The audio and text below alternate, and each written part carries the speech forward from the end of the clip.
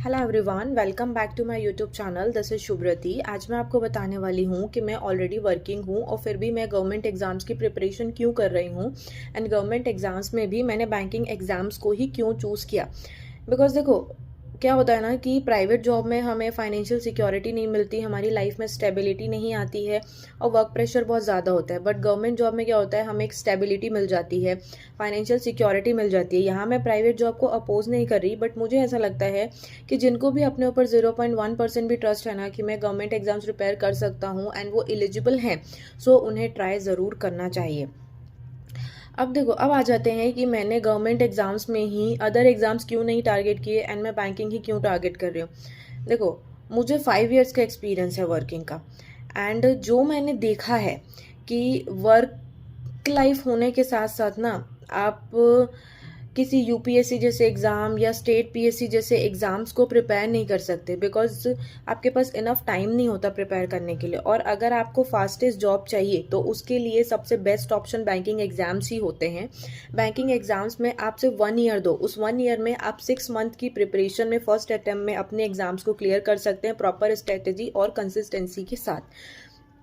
अब इस एग्जाम्स में भी क्या होता है ना कि बैंकिंग जो है वो 6 टाइप्स के एग्जाम्स एवरी ईयर कंडक्ट कराती है और इसका कैलेंडर भी जो है वो हमेशा 15 to 16 जनवरी को ही देखने को मिलता है।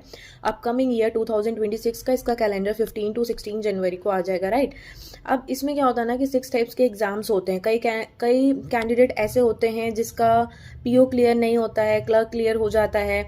अगर हमने 6 एग्जाम्स दिए हैं तो उन 6 एग्जाम्स में से किसी का भी हमारा प्रीलिम्स क्लियर नहीं हुआ, बट लास्ट एग्जाम का हमारा प्रीलिम्स भी क्लियर हो जाता है। तो इस तरीके से ये जो प्रोसेस है ना बैंकिंग का, ये हर ईयर होता है। अब मैं आपको इसमें 6 एग्जाम्स बता देती हूँ।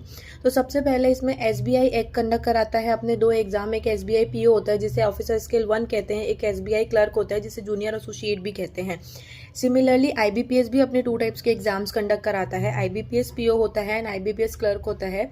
इसी तरीके से आरआरबी भी अपने एग्जाम्स कंडक्ट कराता है जो कि रूरल बैंक्स के लिए होते हैं और इसमें आरआरबी क्लर्क भी होता है। तो ये मेजर 6 एग्जाम्स होते हैं बैंकिंग के। और बैंकिंग की प्रिपरेशन के साथ साथ हम इंश्योरेंस के एग्जाम भी दे सकते हैं, बिकॉज बैंकिंग और इंश्योरेंस का सिलेबस जो है वो ऑलमोस्ट सेम है। आप बैंकिंग की प्रिपरेशन में उस एग्ज़ाम को भी टारगेट कर सकते हैं।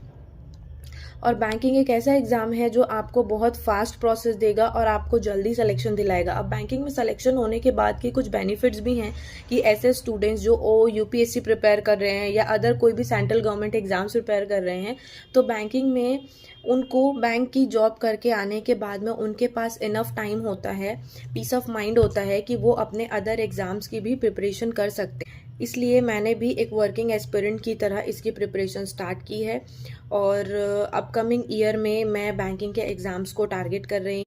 और देखो, अभी जैसे हमें पता है कि हमारा 2025 एंड हो गया, सो 2026 में मैं अपनी डेली की वीडियो लेकर आने वाली हूँ, डे 1 से लेकर के जब तक सिलेक्शन नहीं हो जाता तब तक। एंड मैं बहुत ऑनेस्ट रहूँगी अपने वीडियोस को लेकर। अगर मैंने 1 आवर की स्टडी की है तो मैं आपको 1 आवर की ही स्टडी शो करूँगी। ऐसा नहीं है कि जो मैंने पढ़ाई नहीं की और मैं आपको दूसरी चीज़ें शेयर कर रही हूँ, ऐसा बिल्कुल भी नहीं होगा। जो मेरा ऑनेस्ट रूटीन होगा वही मैं आपके साथ शेयर करूँगी।